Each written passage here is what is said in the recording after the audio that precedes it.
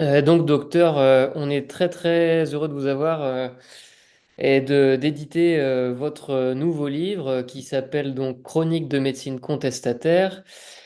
Et la première question que j'aimerais vous poser, c'est est-ce que vous êtes contestataire de nature ou bien est-ce que c'est le nombre infini de conneries qu'on entend dans le domaine de la médecine qui vous a poussé à devenir une sorte de troublion?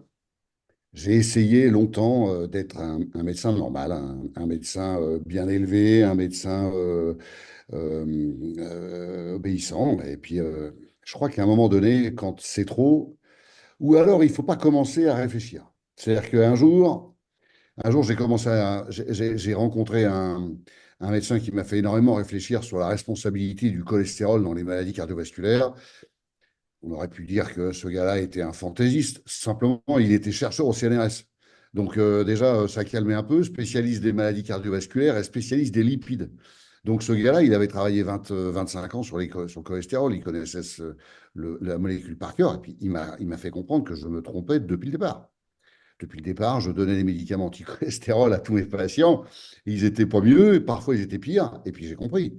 Et puis à partir de là, bah, on s'arrête plus. À partir du moment où on a compris une fois qu'on s'est fait avoir, bah, c'est la porte ouverte, hein. Alors après, ça devient un plaisir dangereux parce que moi j'ai quand même maintenant beaucoup d'ennuis, beaucoup d'ennemis, beaucoup d'échéances juridiques qui m'attendent et qui seront toutes défavorables, qui conduiront probablement à mon exclusion de la médecine en France, pas en Europe, mais en France, parce que mes positions à droite, à gauche, surtout, voilà, et depuis longtemps, ça les surénerve au Conseil national de l'ordre des médecins. Donc voilà, maintenant on attend la suite. Mais vous voyez, grosso modo, maintenant j'ai bien vécu. Ma carrière a été longue et très diverse.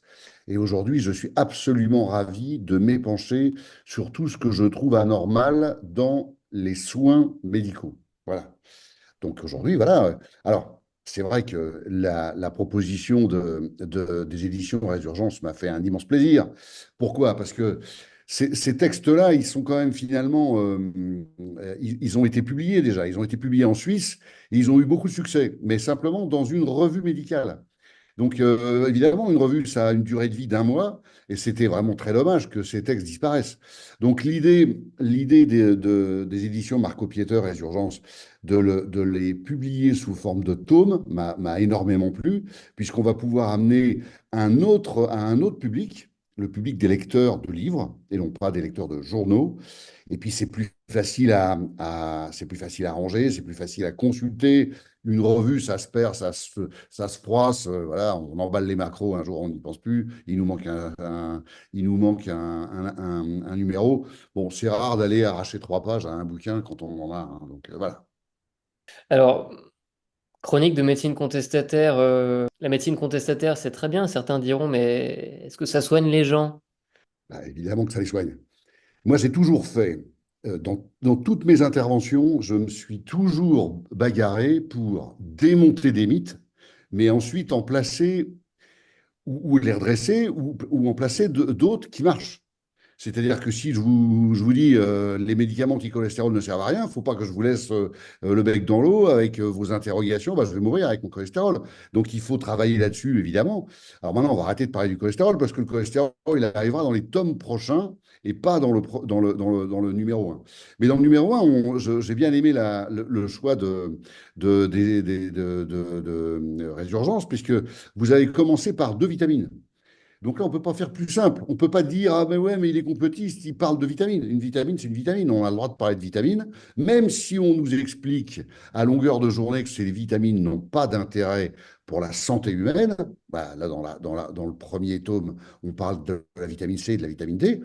Je mets au défi quiconque qui a lu les 2 parties sur la vitamine C et la vitamine D de me dire qu'il faut traiter ces vitamines par-dessus la jambe. C'est absolument criminel, et je le dis. C'est-à-dire que les préconisations qu'on nous assène en vitamine C et en vitamine D en Europe sont des préconisations où on sera malade. Voilà. Donc, une fois qu'on a compris ça, revenons sur les bonnes préconisations de quantité par rapport aux saisons, etc. Et là, on a des populations qui commencent à retrouver une meilleure santé. Donc c'est très simple en fait. Mon boulot, il est simple. Quand j'annonce qu'un produit a telle efficacité, de toute façon, j'ai systématiquement des travaux internationaux publiés que je cite dans le bouquin, et systématiquement, les gens ont la possibilité d'aller vérifier mes sources. C'est-à-dire que c'est pas, je ne m'épanche pas, je fais pas du délire médical. Ce que je dis, je le confirme par la présence systématique de références scientifiques publiées. Voilà. Donc, justement, votre première chronique porte sur la vitamine C. Ouais. On y apprend notamment que le scorbut chez les marins était causé par une carence prolongée en vitamine C. On apprend aussi qu'on a su guérir des cas de polio avec de la vitamine C. Donc, bon, c'est incroyable. C'est incroyable, mais est-ce que c'est vraiment vrai, ça, alors? Mais c'est là où c'est extraordinaire. C'est que, bon, le scorbut des marins, à partir de la 14e semaine, quand on n'a absolument plus aucun agrume, on commence le scorbut en mer. C'est un scorbut qui est un scorbut presque grossier, parce que, en fait, à terre, on a toujours quelques microgrammes de vitamine C dans quelque chose. Voilà. Donc, on n'a jamais un scorbut de mer. On ne voit plus ça. Sauf si vous tombez sur des gens très particuliers, comme par exemple des malades mentaux qui se mettent à manger. Ça se voit encore hein, régulièrement au fond des maisons de retraite ou au fond des endroits misérables. Des gens qui, par exemple, j'ai vu un jour un monsieur, il mangeait que du beurre de cacahuète. Il avait plus de dents, il mangeait que ça. Et donc, il avait plus de dents, mais il avait perdu ses dents à cause du scorbut.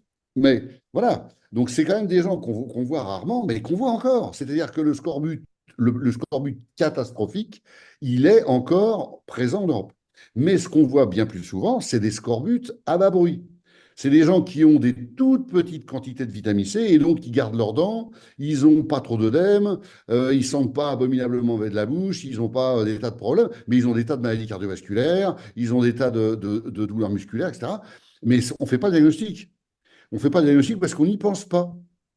Mais ça existe. Et ça existe pas quand on a une supplémentation bien menée en vitamine C. Les gens ont une santé absolument extraordinaire. Moi, je vous raconte Klenner, là, vous parliez tout à l'heure de la polio. Bon, bah, c'est Frédéric Klenner, un médecin qui a publié la totalité de ses travaux et qui a dit un jour, moi, j'ai soigné 60 polio avec la vitamine C, je les ai tous guéris. Et maintenant, le premier qui vient me dire qu'il n'y a pas de traitement à la polio, il vient me voir, ou alors c'est moi qui viens le voir. Voilà. Et donc, ça s'est réglé comme ça. Aux États-Unis, plus personne ne voulait déconner sur les possibilités thérapeutiques de la polio. Et avec les nerfs, ils avaient tous guéri. Voilà. Alors, vous parlez de la vitamine C, il y a un gars que j'ai mis dans mon article parce qu'il est quand même extraordinaire. C'est Alan Smith, le fermier néo-zélandais. Un gars qui est hospitalisé avec une grippe, une pneumopathie bilatérale, plus une leucémie. Il est intubé, ventilé, en réanimation. Les réanimateurs viennent voir la famille en disant, bon, nous, on arrête, hein, on le débranche, il va mourir, hein, on s'en fout. Et puis, derrière, cette femme avait appris qu'un médecin américain donnait des fortes doses de vitamine C dans ces cas-là. On a donné, vous verrez l'histoire, elle est absolument incroyable, elle dure 3 heures. Mais à la fin, le gars, il guérit. Parce qu'il a eu la vitamine C. Et que ça! Pas d'antibiotiques, pas de chimiothérapie, pas de médicaments antiviraux, que dalle, que de la vitamine C, il est guéri. Voilà. Et moi, je l'ai vu en 2016 à Paris. Il fait des conférences aujourd'hui. Il fait des conférences. Il raconte comment il a survécu alors qu'il va être archi-mort depuis 10 ans. Mais c'est dingue tellement c'est simple. Mais il y a des instances qui n'aiment pas beaucoup la vitamine C. Vous parlez notamment de l'ANSES qui fixe l'apport journalier recommandé à 110 milligrammes Voilà. au jour, donc. Alors que par Voilà. exemple, dans 100 grammes de persil, bah, il y a une teneur en vitamine C de 190 milligrammes. Donc, docteur, dites-nous s'il vous Euh, plaît, quel est le problème avec la vitamine C? il faut cracher le Bercy. Il ne faut pas le manger. C'est toxique. C'est comme la goyave. Si vous prenez de la goyave très mûre, la vitamine C est très importante. Si vous, alors là, il y a des trucs un peu bizarres. La tisane de cèdre blanc, c'est un peu particulier, mais là, vous avez encore plus de vitamine C dans le cèdre blanc. C'est comme ça que les marins de Jacques Cartier ont été récupérés quand ils sont arrivés sur les rives du Saint-Laurent au Canada. Ils étaient tous en train de crever et les Amérindiens leur ont filé de la NEDA et ils ont tous guéri. Ben, le problème, il est quoi? On va pas faire de complotisme, mais encore une fois, une société de gens en très bonne santé, ce ne sont pas des gens grands consommateurs de médicaments. Et aujourd'hui, nous avons l'industrie du pharmaceutique a mis la main sur absolument tous les leviers économiques de tous les pays occidentaux. Donc, un pays qui va bien n'est pas un pays qui consomme du médoc. Et ça ne va pas. Là, en ce moment, on est dans Octobre Rose. Et là, on parlait de l'iode. Enfin, on parlait de l'iode. Dans le bouquin, je vous parle de l'iode. Octobre Rose, c'est une course à la médiatique qui va enflammer tout le mois d'octobre. Dans tous les pays occidentaux, les femmes sont en rose, elles courent, faites vos mammographies, c'est bon pour vous, etc. Tout ça, c'est des grosses conneries. Et Octobre Rose appartient à AstraZeneca qui vend des produits de chimiothérapie de cancer du sein. Donc, quand on a compris ça, vous voyez l'influence gravissime du lobby médicamenteux vous empêche complètement d'avoir des produits qui vous tiennent en pleine santé. Alors là, on a parlé de la vitamine C, là, je vous parle de l'iode, qui est dans le bouquin, on peut parler de la vitamine D, mais vous vous rendez compte qu'en France, alors évidemment, en Belgique, ça ne s'est pas passé comme ça, en Angleterre non plus, mais en France, il n'y a pas eu un mot pendant le Covid pour dire vérifiez vos statuts en iode, en vitamine D. Alors que l'Académie de médecine avait dit il faut quand même faire attention, c'est important, et que les Anglais avaient dit c'est sûr, c'est vachement important. Et quand on a eu les premières études internationales qui ont montré la différence de survie dans le groupe sous vitamine D et le groupe sans vitamine D, eh ben, il n'y a pas eu plus de campagne. Donc c'est complètement incompréhensible, sauf à imaginer qu'il ne fallait pas que les gens soient pas malades. Alors, ça paraît curieux, mais on dirait que c'est ça l'histoire. Voilà. Alors, vitamine D, vous allez rencontrer des trucs absolument extraordinaires, parce que c'est pareil. Vous avez normalement, on vous dit 300 UI, unité internationale de vitamine D par jour. Et puis, vous voyez qu'il y a des gars qui en prennent 20 000, 30 000. Bon, et on vous dit, ah ouais, mais c'est vachement toxique, faut pas, etc. Alors, j'ai regardé tout à l'heure en préparant l'émission, un gars, il a eu 1 800 000 unités en 2 mois. Il n'est pas mort. Il n'a rien eu du tout, rien. Donc, il n'y a aucune toxicité à la vitamine D, aucune. Et par contre, quand on monte les doses, on a des résultats en matière thérapeutique qui sont absolument incroyables. Mm. Incroyables sur l'eczéma, sur l'asthme, les scléroses en plaques, ces gens-là, en cancer, en cancéro, incroyable. Et puis tout est publié et j'ai tout mis dans le bouquin. C'est-à-dire que là, on ne peut pas dire, ouais, reliquat, il délire. Tout est dans le livre. Vous avez toutes les références scientifiques qui prouvent que je ne suis pas allé délirer dans mon coin. Non, non, c'est des choses publiées depuis longtemps, référencées sur PubMed, la banque américaine des documents médicaux, c'est dedans. Alors, pour revenir juste un petit moment sur la vitamine C, on nous inculque depuis la plus tendre enfance que le matin, pour faire le plein de vitamine C, il faut boire un grand verre de jus d'orange. Qu'est-ce que vous en pensez? C'est con, mais c'est très con. Alors en plus, bon, il faut comprendre la biologie de la vitamine C. En fait, on n'est pas trop capable, nous, humains, de la conserver dans nos tissus. C'est-à-dire qu'elle passe dans le sang, certaines petites cellules le prennent tout de suite et après, ça part dans les urines. Ce qui veut dire que, donc, quand on prend de la vitamine C une fois par jour, eh ben, pendant 23 heures qui suivra, vous aurez plus de vitamine C dans le sang. Si c'est ce que ça, votre apport en vitamine C, vous aurez de la vitamine C une fois par jour, très bien, mais 1 heure par jour et après, c'est mort. Donc la vitamine C, c'est pas comme ça que ça se prend. La vitamine D, c'est comme ça que ça se prend. L'iode, c'est comme ça que ça se prend. Mais la vitamine C, il faut répéter les doses dans la journée pour avoir un taux le plus constant possible. Voilà. Le grand théoricien de la vitamine C, c'est Linus Pauling, qui a été 2 fois prix Nobel de médecine et prix Nobel de la paix, qui a travaillé considérablement sur la vitamine C. Et lui, quand il était enrhumé, il en prenait 24 fois par jour, toutes les heures. Il se réveillait la nuit pour avaler sa vitamine C et il coupait son rhume. Les rhumes duraient 3 jours. Voilà. Bon, évidemment, se lever la nuit 8 fois pour bouffer sa vitamine C, ça paraît incroyable. Mais Linus Pauling, lui, il a écrit ça. Il a donné sa technique. Donc, vous voyez, il faut répéter les doses régulièrement dans la journée. Et pas besoin d'en prendre des tonnes, sauf si on a une maladie gravissime. Et si on a une maladie gravissime et qu'on doit prendre de grosses doses de vitamine C, j'explique dans le livre que les vitamines C bas de gamme ne peuvent pas être utilisées, sinon on a la diarrhée. Ça aussi, on nous dit souvent, ouais, mais quand vous prenez trop de vitamine C, vous avez la diarrhée. Oui et non. Oui, si vous prenez du bas de gamme, et non si vous prenez une vitamine C un peu particulière, qu'on appelle liposomale. Et j'explique dans le bouquin qu'on peut même la fabriquer soi-même. Voilà.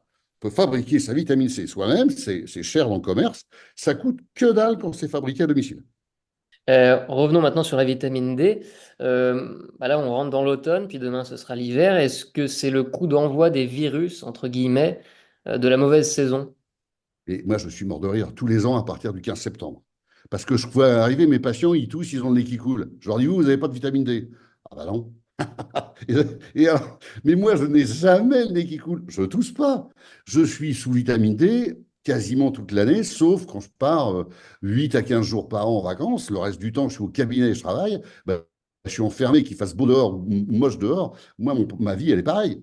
Dans les maisons de retraite, c'est pareil. Il ne faut pas dire aux vieux qui sortent pas le nez de leur chambre que puisque c'est l'été, on peut arrêter la vitamine D.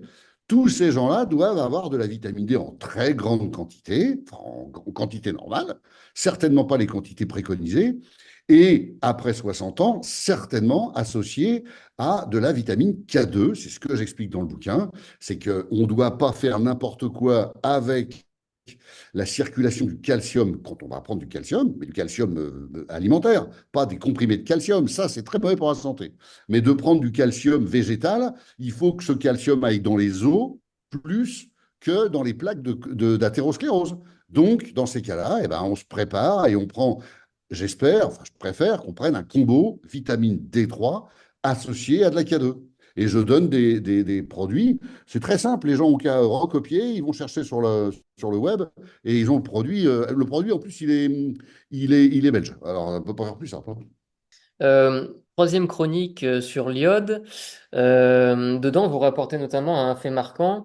Vous dites qu'en France, on recommande 150 microgrammes d'iode quotidiennement, alors que les Japonais d'Okinawa, qui est le territoire, comme on le sait, qui compte le plus de centenaires au monde, consomment 30 milligrammes d'iode par jour. Oui. Alors, ça fait Euh, 30 000 microgrammes. Nous, on nous propose 150 micros et eux, ils bouffent 30 000. Et ça dérange personne. Et c'est pour ça qu'à une époque, dans les années 50, on nous avait expliqué l'effet Wolff-Chekhov. Oh là là, si vous mangez de l'iode plus que 150 microgrammes, vous aurez de l'hypo ou de l'hyperthyroïdie. Effet Wolff-Chekhov. Faut surtout pas faire ça, c'est super toxique. Très con, parce que comme tu viens de le dire, il n'y a qu'à regarder les Japonais d'Okinawa, ils bouffent 30 milligrammes tous les jours. Il n'y en a pas un qui est malade. Et surtout, l'histoire, c'est quand même drôle aussi, ça. C'est qu'il y a certains comprimés qui sont très iodés comme l'accordarone ou l'amiodarone en Belgique, le produit il contient 75 milligrammes d'iode. Et on le donne à des petits vieux qui ont des troubles du rythme. Et ça marche en plus. Sauf que la molécule d'amiodarone, elle est quand même assez toxique. Donc ce serait bien qu'on arrête un peu l'amiodarone, mais c'est pas du tout bien qu'on arrête l'iode, parce que l'iode, lui, il n'est pas toxique. Donc on donne des quantités proportionnelles d'iode par rapport à l'état de santé. Là, tu parles en général, mais encore une fois, là maintenant, on a un peu débunké le terrain sur la maladie cardiovasculaire, sur la cancéro. On a un truc absolument extraordinaire si les gens se prennent, et puis les maladies neuropsy, c'est-à-dire les adultes fatigués, déprimés, qui ont des troubles de la mémoire. Ils n'ont qu'à faire une analyse de leur iodurie, c'est marqué dans le bouquin, j'explique comment ça marche. Et à partir de la iodurie, les gens savent s'ils sont au tapis sur le plan de l'iode, ils consomment de l'iode et ils vont être transformés en 3 semaines.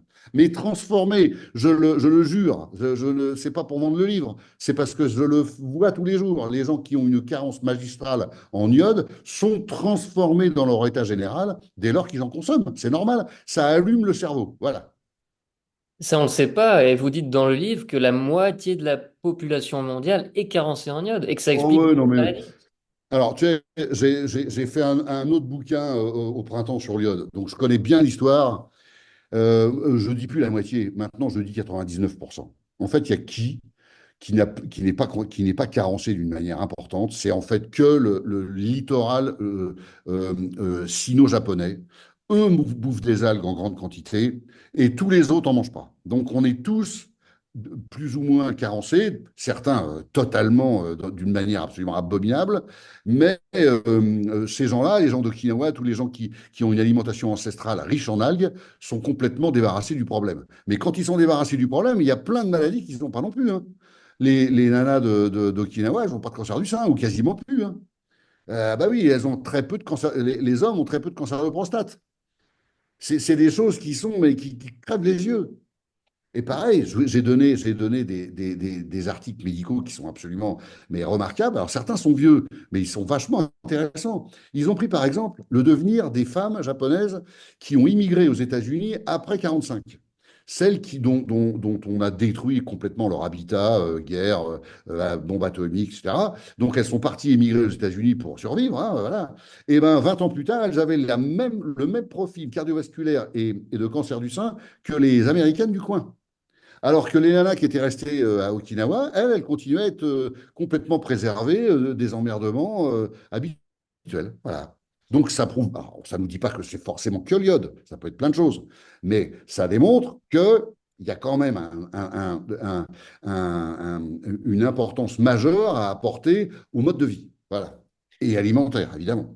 Parce que vous exercez la médecine générale à Roubaix, donc c'est quand même dans le nord, donc pas loin de la mer, c'est sur le littoral. Vous ne constatez pas de meilleur niveau d'iode chez vos patients. Alors, Euh, j'exerce à Tourcoing et j'ai plus tellement de médecine générale maintenant parce que je m'occupe énormément des gens qui ont des problèmes qui ont besoin d'être soignés au sérum marin. Donc beaucoup de gens viennent me voir exprès pour ça et beaucoup de gens viennent me voir maintenant depuis le livre sur l'iode. Donc dès qu'ils ont des problèmes thyroïdiens ou des problèmes d'iode, ils viennent me voir. Donc la médecine générale, c'est plus trop mon problème. Mais ce matin, j'ai vu arriver deux personnes qui sont venues d'Annecy et ces deux-là, donc c'est la montagne, hein, c'est les Alpes, hein. Et ces deux-là sont arrivés avec des ioduries à zéro. C'est-à-dire qu'encore encore aujourd'hui dans les Alpes, on a des gens qui sont à zéro diode. Alors évidemment, les emmerdements de santé sont catastrophiques, hein. La pauvre femme, son histoire de vie, elle est abominable, mais elle a 65 ans. Elle a toute sa vie, elle a vécu carencée en iode. Peut-être même qu'elle est née carencée en iode, parce que sa mère était carencée en iode. Donc elle, à l'état de fœtus, elle n'a pas eu le développement neuropsy normal parce que sa mère lui a pas filé d'iode. Et donc, je la vois, moi, à 65 ans, et elle a donc 65 ans d'antériorité avec pas d'iode. Bah, pas d'iode, elle a un goitre, elle a des nodules, euh, des emmerdements de partout. C'est compliqué à traiter, mais encore une fois, c'est passionnant. Mais oui, c'est vrai que plus on vit près de la mer, et moins on est à zéro de d'iode. Parce que quand on est près de la mer, quand il pleut, l'iode arrive par la pluie ce qu'on appelle entrée maritime, c'est de l'eau de mer qui est aspirée, qui passe en vapeur, en nuage, et qui retombe sur les sols jusqu'à 50-70 km, il reste de l'iode. Après, un peu moins, et puis après 500 km, il n'y a plus rien. Donc, effectivement, à Lille, à Tourcoing, mes patients ne sont pas à zéro, mais régulièrement, ils sont en dessous de 50 microgrammes par jour, par 24 heures, c'est abominablement bas.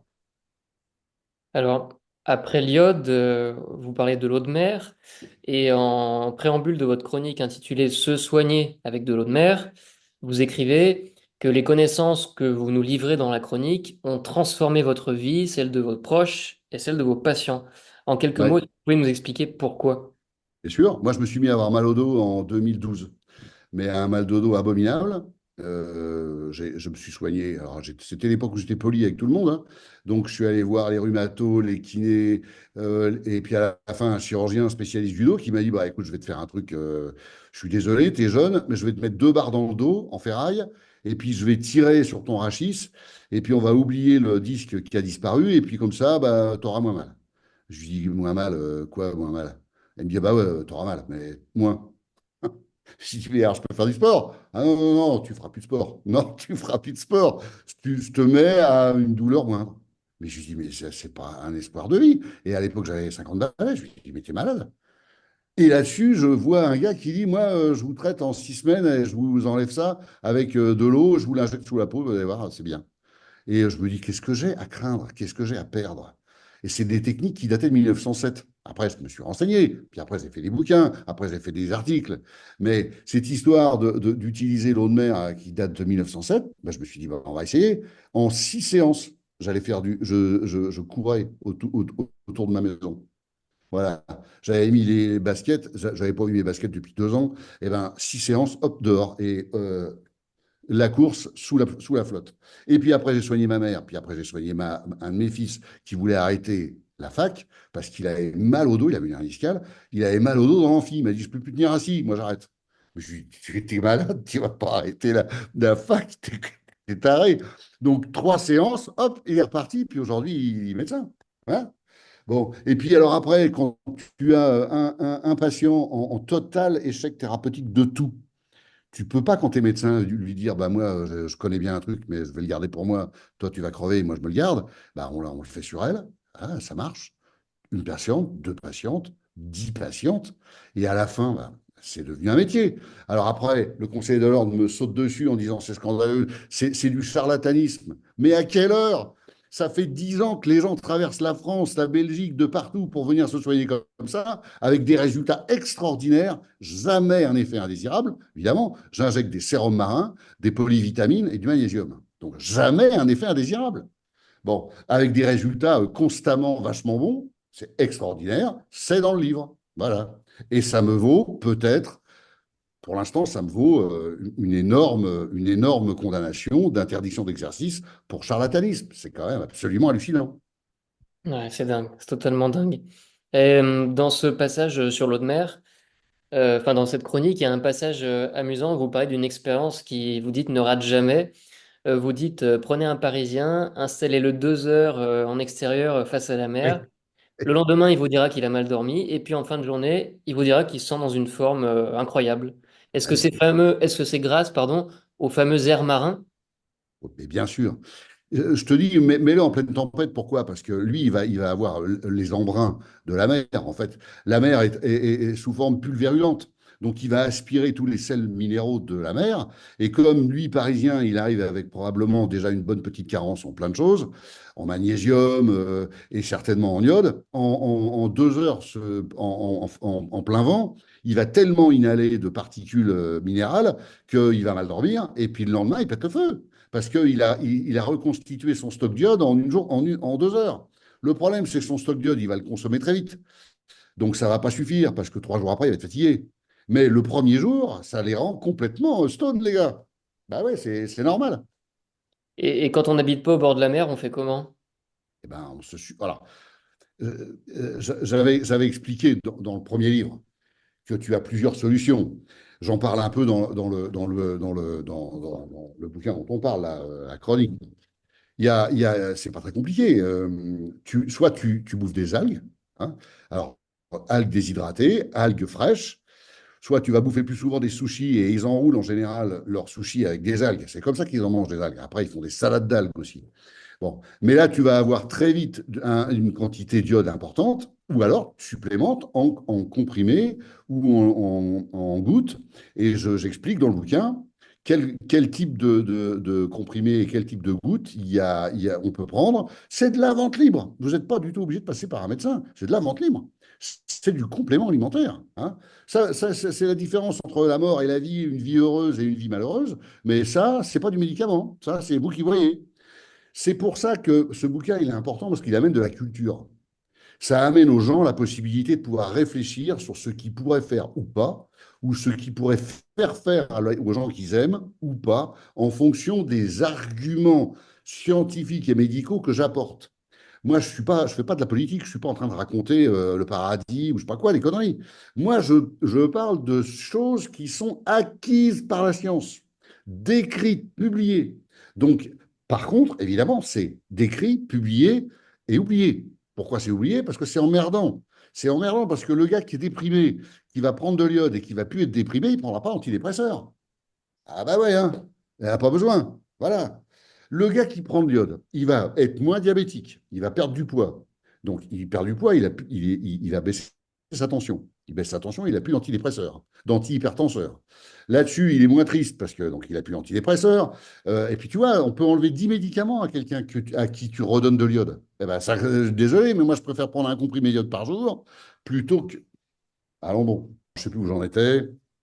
Il Euh, préférait prendre un comprimé d'iode plutôt que toute une Oui, paquet de je saloperies. préférais largement prendre un comprimé d'iode une fois par jour plutôt que 5 comprimés, deux pour le diabète, un pour l'hypertension artérielle et un autre qui ne marche pas comme antidépresseur. Voilà. Alors je préviens que les antidépresseurs seront massacrés dans le tome 2 et qu'il y aura un tome 2 que si la- le succès arrive pour le tome 1. Si personne n'achète le tome 1, on ne fera pas de tome 2, c'est évident. Bon, enfin bon, voilà. Donc, on fera plus la partie médicamenteuse au tome 2. Et là, aujourd'hui, on fait plus des produits naturels qui vous manquent. Ce n'est pas des produits, voilà, c'est des produits qui vous manquent. Prenez des produits qui vous manquent et ça ira bien. J'enfonce des portes ouvertes pendant 250 pages. Mais encore une fois, vous saurez pourquoi je les enfonce. Donc on passe à la chronique sur le cannabis thérapeutique. Donc encore une fois, c'est une chronique qui est très fouillée, qui est une vraie mine d'informations. Manifestement, c'est une plante aux mille vertus. Est-ce que la France est à la traîne sur cette question? La France, elle est lamentable. Il faut savoir que la France est la plus pervertie par les firmes. Donc, à partir du moment où un produit naturel arrive sur le marché, il n'y a aucun problème. Elle va se faire démolir tout de suite, évidemment. Alors, le cannabis thérapeutique, il y a beaucoup de choses à en dire. Soit on en retire des molécules particulières, par exemple le CBD.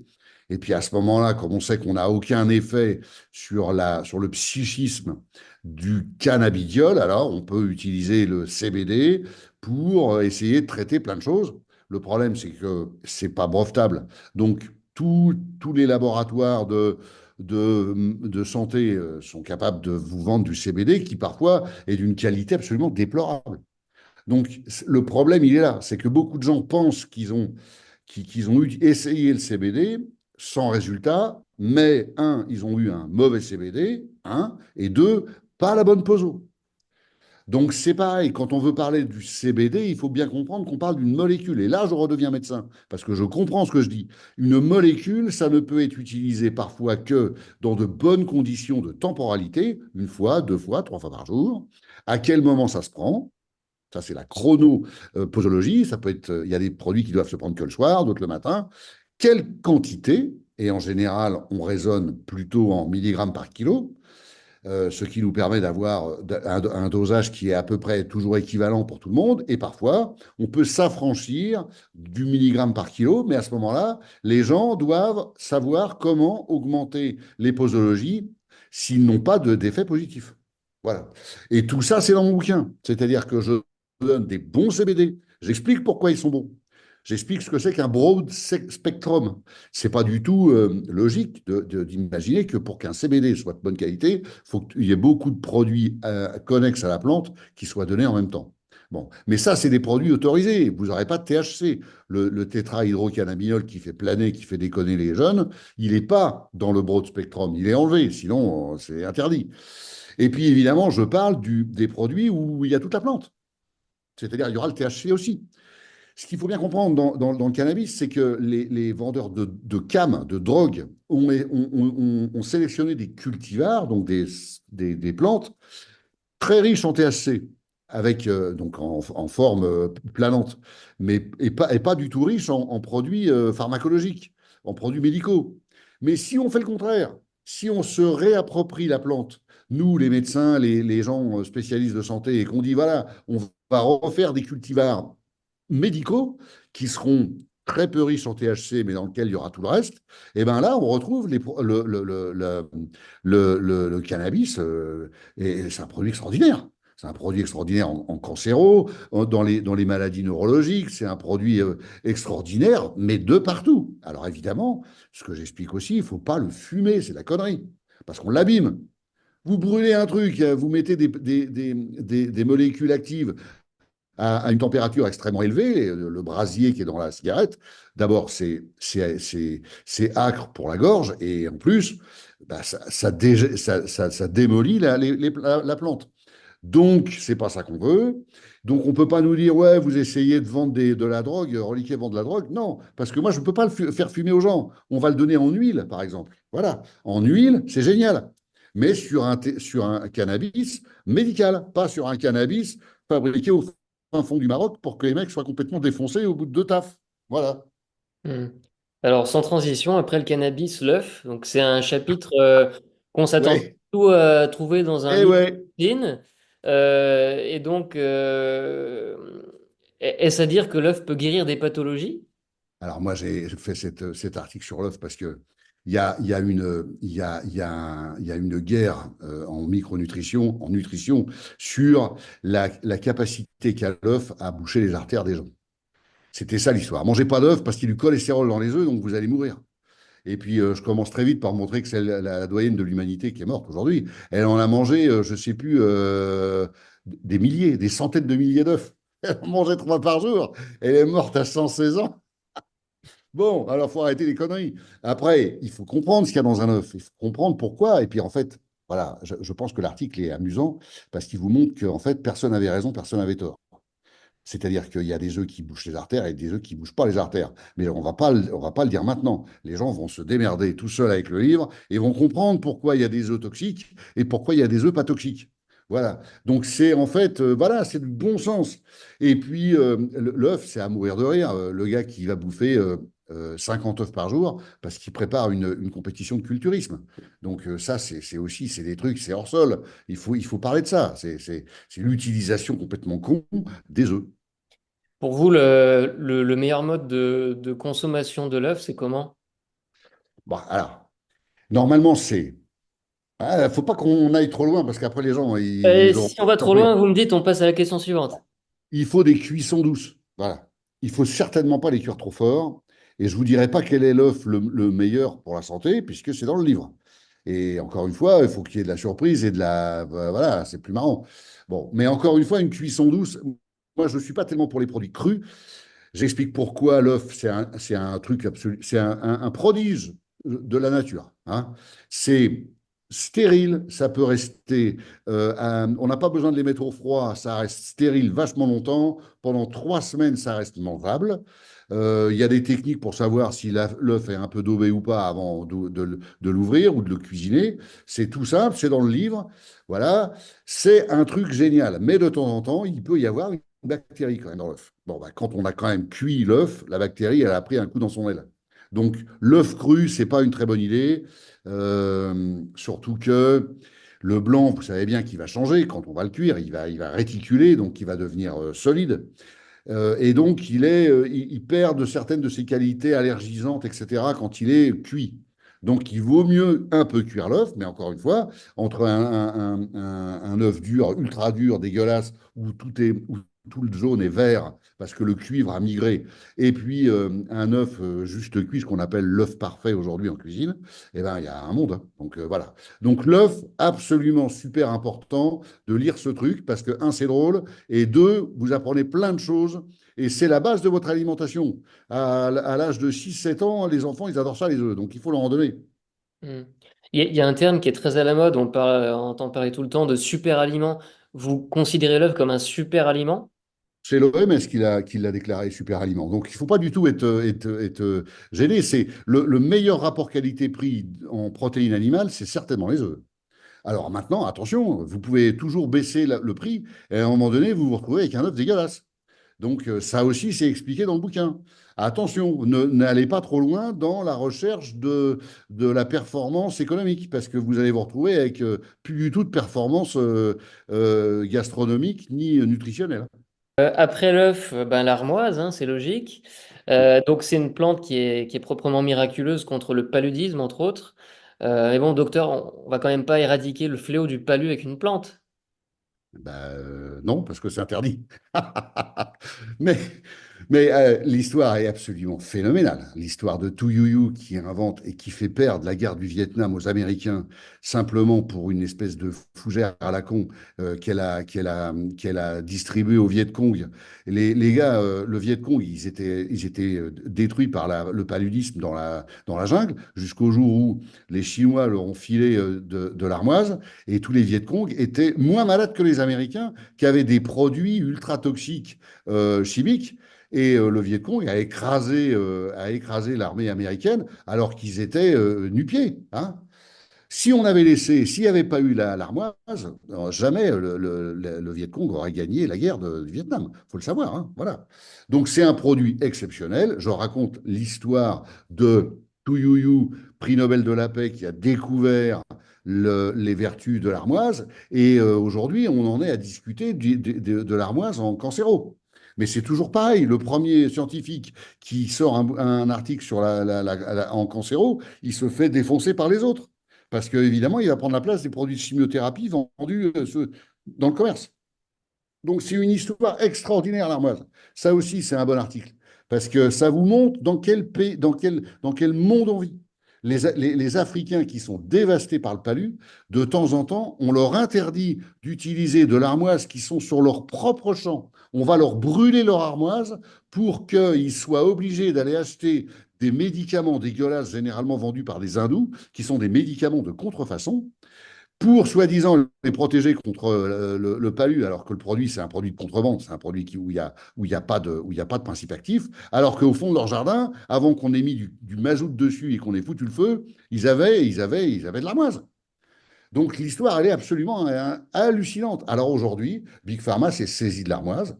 Vous allez voir pourquoi dans l'article. Et vous allez voir pourquoi Big Pharma arrive à faire des ronds avec un produit naturel. Voilà. Alors, le pauvre Black qui est au fin fond de l'Afrique noire, dans son champ, il peut pas récolter son armoise, mais juste derrière la haie, il y a des centaines de milliers d'hectares d'armoises qui appartiennent à Big Pharma et qui iront se faire traiter pour des médicaments ACT, vous verrez ce que c'est que les ACT, pour les Européens qui ont des ronds. Voilà. Vive le monde actuel. Alors rassurez-moi, si demain je veux aller m'acheter un petit plant d'armoise à planter au fond de mon jardin, je vais dans une jardinerie, j'en trouve sans problème.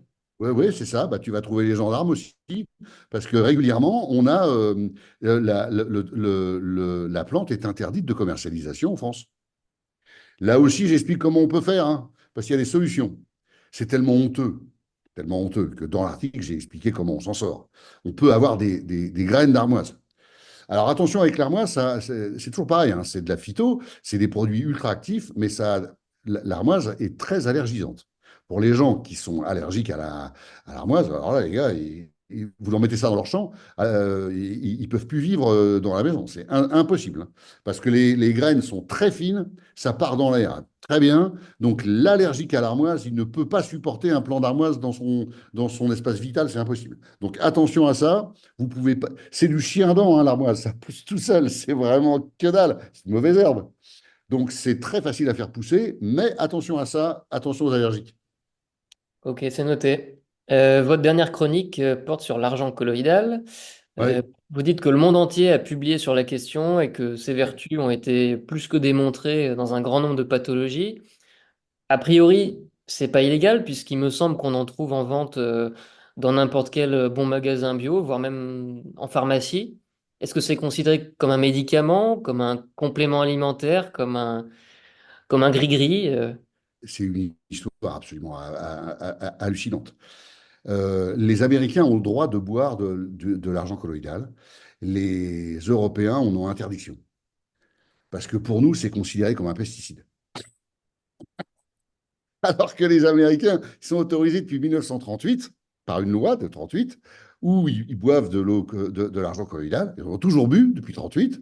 Et puis, il ne s'est jamais rien passé, nulle part, ni en Europe, ni aux États-Unis. Il n'y a absolument aucun problème. Je le redis dans les articles que j'ai publiés dans le bouquin. J'ai retrouvé les minutes de la NSM française et puis du CDC aux États-Unis. Des gars leur ont posé la question combien on a d'effets indésirables avec l'argent colloïdal. Les Français répondent zéro et les Américains zéro. Mais ça reste un pesticide. Pourquoi? Parce que ça fait de l'ombre aux médocs. Alors, j'explique dans le livre que faut comprendre un truc. Quand on veut faire un filtre à eau de bonne qualité, on va mettre un filtre à argent. Quand, par exemple, on fait une station spatiale et quand on veut délivrer de l'eau aux cosmonautes, tous les filtres sont à l'argent. Tous les filtres vont lâcher un peu d'argent dans l'eau. Bon, eh ben, il n'y a aucun problème. Il n'y a, dans aucun pays au monde, il y a une alarme maximale de teneur en argent dans l'eau. C'est tellement pas toxique qu'on se fout complètement de savoir combien il y a de quantité d'argent dans la flotte. C'est pas pour le fluor, je te rappelle que c'est pas pareil, hein. Il y a une catastrophe sanitaire aux États-Unis actuellement parce qu'ils fluorent l'eau à mort et les gens sont vachement malades, les enfants, les adultes, etc. Pour l'argent, que dalle. C'est juste que le produit est cher. Alors, c'est sûr qu'on ne va pas s'amuser à faire couler de l'argent. Mais si vous buvez de l'argent va partir soit dans les selles, des gros cristaux d'argent, ça partira dans les selles ou ça partira dans les urines. Mais nous, ce qu'on veut, tu vois, c'est un produit comme ça, là, colloidal silver, argent colloidal. On est quasiment à la taille d'une molécule. Donc ça ne se dépose pas, ça ne fait pas les gros cristaux dans les tissus. Et puis c'est évacué au fur et à mesure. Mais par contre, pendant 24 heures, ça circule dans le sang et ça nettoie les bactéries, les virus, les champignons, tout ça, ça les dégage.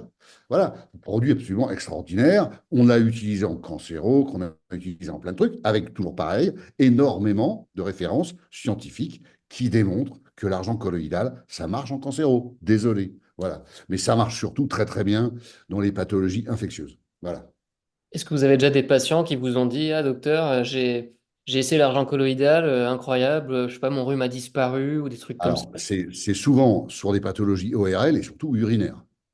Puisque l'argent colloïdal va disparaître dans les urines pour une partie, les gens qui ont des cystites chroniques, les femmes surtout, sont souvent très contentes. Alors pareil, il y a de l'argent colloïdal de qualité, de concours. Le meilleur argent colloïdal du monde, il est américain, il est interdit de vente en Europe. C'est comme ça, c'est réglé, vous ne l'aurez pas. Mais bon, ce produit-là, dont je vous montre vite fait, voilà, ça c'est une marque, c'est Cataros, ça doit être français. C'est un produit remarquable, voilà, très bien. Mais c'est pas donné, hein. C'est pas donné pourquoi? Parce que c'est compliqué à produire, c'est long, il faut des électrodes à argent, il faut passer un courant très particulier, il faut que les électrodes soient dans une qualité très particulière. Il faut, pour que les molécules d'argent s'arrachent des électrodes, il faut beaucoup de temps. Donc, il faut une eau particulièrement en nickel, il faut des contenants nickel. Donc, et puis l'argent, c'est cher. Donc, finalement, l'argent colloïdal, c'est pas un produit bon marché. Mais peut-être que tout le monde n'en a pas besoin tout le temps.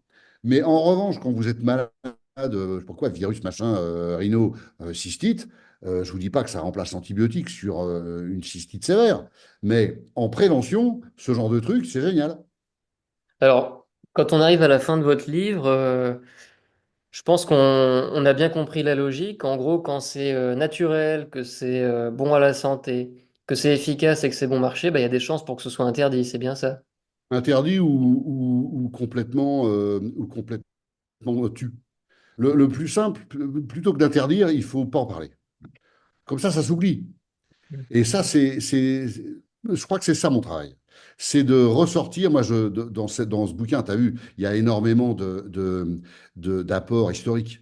C'est-à-dire qu'on peut pas parler d'un produit sans raconter comment les hommes se sont emparés de la technique ou du produit depuis 300, 500 ans. Pour ce qui est de l'argent, je t'ai expliqué que c'est les premières guerres grecques, etc., les gars se faisaient des cataplasmes à l'argent et ça remplaçait les antiseptiques. C'est-à-dire qu'il y avait des plaques d'argent très fines qu'on moulait sur les blessures et c'était tellement antiseptique que les blessures ne se guérissaient de leurs infections. Donc le produit, quand on comprend ça, que c'était même déjà évident dans les armées grecques, mésopotamiennes, etc., euh, dire que c'est toxique en 21e siècle, bah, c'est déjà plus dur. Voilà. Donc, Mm. c'est ça qu'il faut comprendre. Un truc vieux, c'est parfois évidemment sans brevet, donc ça n'a pas d'intérêt financier. Donc, on ne veut pas que vous l'utilisiez. Voilà. Vous avez vu pour Covid, pas droit de la vitamine D. Si tout le monde avait eu un bon niveau de vitamine D, il y aurait eu beaucoup moins de Covid. Certainement. Voilà. Donc, c'est des choses basiques. Mais encore une fois, c'est des choses simples. Parce que parfois, vous allez vous dire, tiens, mais je vais peut-être manger plus de ceci ou de cela, je vais avoir beaucoup plus de vitamine C dans mon assiette, pour mes enfants, pour mon mari, pour machin. Et puis voilà, je ne vous demande pas d'aller dévaliser les magasins Amazon ou je sais pas où, mais simplement de savoir mieux manger, parfois, ça vous amène les micronutriments qu'il faut. Pour l'iode, si vous bouffez avec des algues 3 4 fois par semaine, eh ben, c'est déjà vachement bien. Alors, pour terminer, au début, vous l'avez évoqué que l'Ordre des médecins vous cherche des poux en ce moment de manière assez sérieuse. Est-ce que vous pourriez nous dire plus précisément ce qu'ils vous reprochent, ce qu'ils vous réclament, de quoi ils vous menacent? Alors, j'ai été condamné 2 fois. J'ai été condamné une première fois parce que je m'étais élevé contre le fait que le Conseil national de l'Ordre des médecins poussait en 2020 à ce que les médecins vaccinent Covid, alors qu'on n'avait absolument aucune étude qui nous démontrait que, un, ça marchait. Il y avait une étude qui était une étude Pfizer qui montrait qu'elle était déjà trafiqué. C'était évident dès qu'on a lu la publication, on a compris que l'étude était trafiquée dans tous les sens. En plus, elle ne répondait pas au canon des bonnes pratiques d'évidence-based médecine, donc de médecine basée sur les preuves. Donc, on ne pouvait pas, avec ça, déclencher une vaccination mondiale. Bon, alors j'ai dit que j'ai dit à l'ordre que je pensais on se mettait en contravention avec un article du code de déontologie qui nous disait qu'on n'avait pas le droit de faire du charlatanisme. Et du coup, ils m'ont attaqué euh, pour mise en danger de la vie d'autrui, du truc dans ce genre-là. Donc voilà, et j'ai pris un avertissement. Bon. Ou un blâme. Bon, j'ai fait appel immédiatement. Enfin voilà. Mais après, ils m'ont attaqué pour charlatanisme, alors que je les avais alertés sur le fait que ce qu'ils nous demandaient de faire, c'était du charlatanisme. Donc après, ils m'ont attaqué pour charlatanisme avec mes histoires de sérum marin, 1907. Et là, j'ai pris 3 ans d'interdiction d'exercice, dont un ferme. Et puis, c'est pas tout, parce que comme ils ont compris que de toute façon, j'allais faire appel, et puis qu'entre la première instance et l'appel, j'allais avoir le temps de travailler, après, ils m'ont envoyé le fisc. Ils m'ont envoyé un contrôle fiscal en disant, puisque Reliquet est un charlatan, il n'a pas payé la TVA. Parce que les prostituées, les diseurs de bonne aventure et les charlatans, ils doivent payer la TVA. Donc, on m'a enlevé la qualité de médecin pour m'affliger de la non-qualité de charlatan. Et donc, on m'a redressé sur 2 ans sur tous les actes de médecine en disant que vous deviez 20% sur tous les actes que vous avez faits depuis 2 ans. Donc, j'ai été condamné à 102 000 euros d'amende. Voilà. Et j'ai eu 15 jours pour payer. Si dans 15 jours, vous n'avez pas payé, je vous saisis votre maison, l'hypothèque terminée. Bon.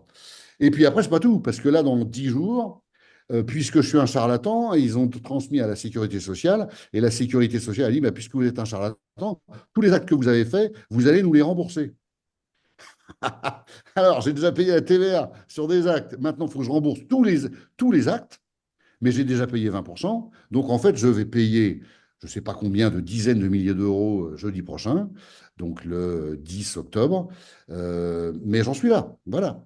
Donc, je n'arrête pas d'être écrasé. Donc, j'attends pour 2025 d'être interdit d'exercice. J'aurais eu 150, 200 000 euros d'amende, donc j'aurais été complètement laminé.